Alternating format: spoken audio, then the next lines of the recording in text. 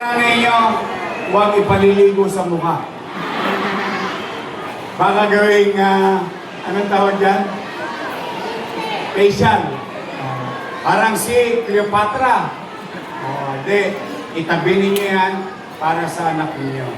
Yan ay pera ng gobyerno ng lungsod ng Maynila galing sa taxpayer.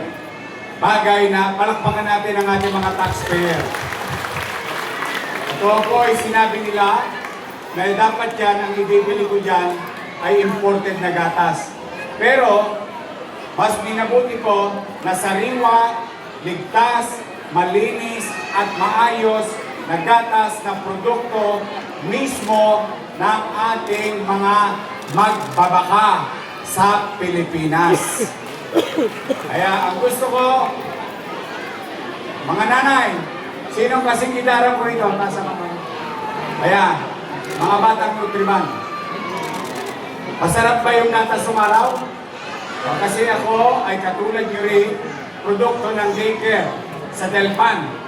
Yung Gat Andres Bonifacio Hospital, dati yung tulungan center. Doon meron daycare.